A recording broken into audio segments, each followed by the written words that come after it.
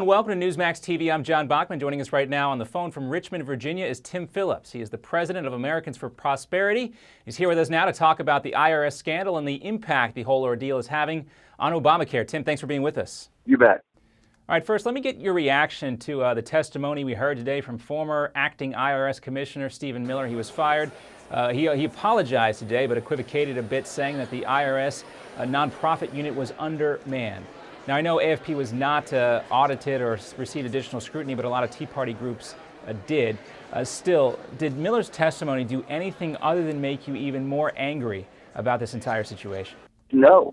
Look, in the end, it was systematic in its targeting of people who opposed the president's big government agenda, and it was over a long period of time. We're talking about over a year here, John, and so it isn't like it was an isolated incident. It isn't like it happened once or twice over a 2-week period in 2010.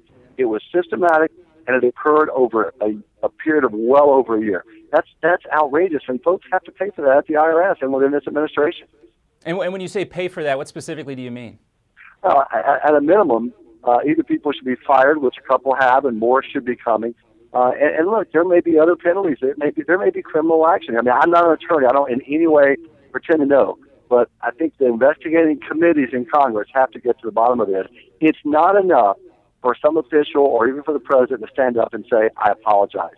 Because in the end, this was too big over too long a period of time. And frankly, the constitutional issues at hand here, it's incredibly dangerous. We're talking about the First Amendment rights of Americans being infringed upon solely because they opposed the president's big government agenda. That is something we haven't seen in decades. And one thing that I'm thinking about here, I haven't heard it brought up a lot, but this also calls into some of the ways that the IRS and the government in general looks at campaign financing here. We're talking about these groups. They were trying to get their messages out there. These are political organizations. Do you think that this should also include perhaps a review of how campaign finance is handled by the federal government? No, I don't. I think the law is relatively clear. I mean, we work very hard to comply with it. I know the other groups do as well, including Tea Party groups do as well. We understand where the line is. I mean, it can be confusing sometimes, but we feel like we have an understanding of where the law is. The problem is when you have an administration that seeks to, that demagogues people who oppose it, who oppose its policies in a very personal way over a long period of time. It gives the agencies within that administration, John, the sense of, hey, the culture, which starts at the top. The president is out there attacking these groups that oppose his agenda. Maybe it's okay to go after these groups. Maybe it's okay to infringe on their constitutional rights. I mean, after all, they're opposing the health care legislation. They're opposing the stimulus packages coming out of Washington. And that's the culture that was allowed to permeate throughout this administration. And we believe, I'm telling you, we have a new opportunity to roll back Obamacare. Because when you look at this lady who ran the department that was going after these Tea Party groups, she's the same individual who will now be running the IRS enforcement of Obamacare. We're going to use this IRS outrage because it's legitimate, to genuinely call into question whether or not you want the IRS rooting through the health care records of every single American. And we're talking about this woman. Her name is Sarah Hall Ingram. You talked about her. She's now in charge of the office responsible for overseeing Obamacare. Is this something that you could perhaps see happening before the next round of elections? Absolutely. Here's what we want to do. We want to force a vote. Okay, maybe the Senate's nowhere close to being able to find 60 votes for rolling back Obamacare of the entire legislation. But let's have a vote specifically on removing the IRS as the enforcer of the Obamacare mandates and of the Obamacare taxes. Because right now, the IRS is the enforcer, the executor for the punitive side of Obamacare. Let's have a vote and let's make these liberals decide whether or not they want to vote to keep the IRS, this agency, in charge of enforcing Obamacare, and let them explain it to the American people. I think that's a tough vote for Senator Pryor from Arkansas, for Senator Begich from Alaska, Senator Landrieu from Louisiana, Senator Hagan from North Carolina. I don't know that they want to go in front of the people of their states and explain why they want to keep what is clearly a rogue agency with regard to how they've attacked Tea Parties as the enforcer of Obamacare. Let's make them take that vote. That's the kind of thing I'm talking about. Maybe we can't roll back the entire legislation right now, but let's force some individual votes and roll back parts of it. And let's start with the IRS as the enforcement mechanism for Obamacare. So let's say that vote does take place. Do Republicans need to propose an alternative body for overseeing this? Because 2014 is right around the corner. The full implementation of Obamacare will be here before we know it. So what would be the alternative to the IRS overseeing it? I think we should make the administration come up with an idea.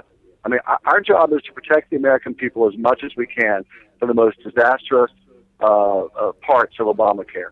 And one of the most disastrous is the very idea that the IRS will be literally in charge of rooting through the health care records of every American and deciding whether they're complying or not with all the mandates and all the taxes and all the new regulations in Obamacare, which you and I both know. It runs to thousands of pages of these mandates, regulations, and taxes. Let's make them come up with an alternative. We know what we don't want, and what we don't want is what is clearly at this point a politicized IRS digging into the health records of all Americans. Let's make them come up with another idea for it.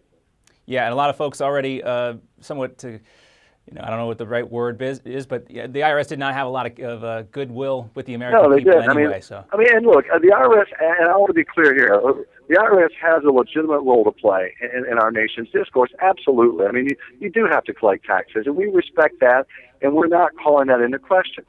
But precisely because the IRS does have such an important and sensitive role, it has to be above any kind of scandal like this. And that's why this is so dangerous. When you have an agency that, because of the culture within this administration, the administration created with the president's demagoguing of folks who oppose his agenda, his big government agenda, you have an agency that's out of control. But that agency does have an important role to play, and we understand that, and we respect that.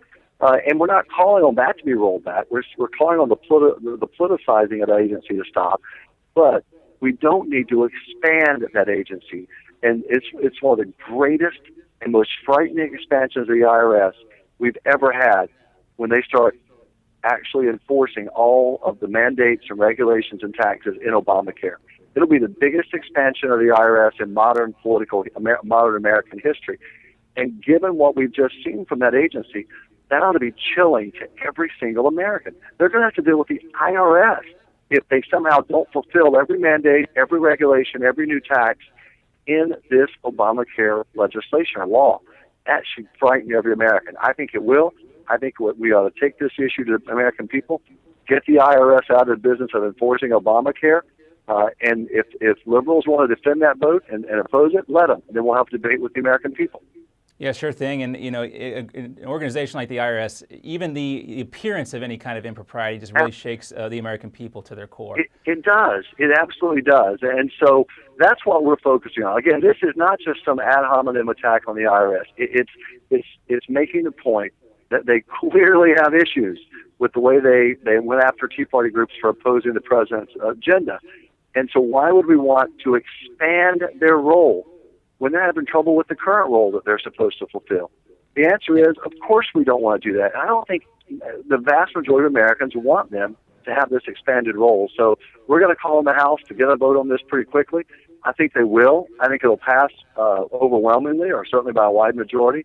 And then let's go to the U.S. Senate and let's demand that every senator take a position. Do you want the IRS rooting around in the health care records of every American? Because that's what they're going to do in enforcing Obamacare's mandates, regulations, and tax increases.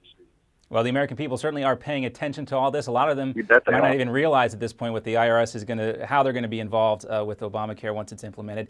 Tim Phillips from Americans for Prosperity, thanks for being with us today. John, good talking to you. Thanks for watching Newsmax TV. All right, Tim, we're all clear. Good talking.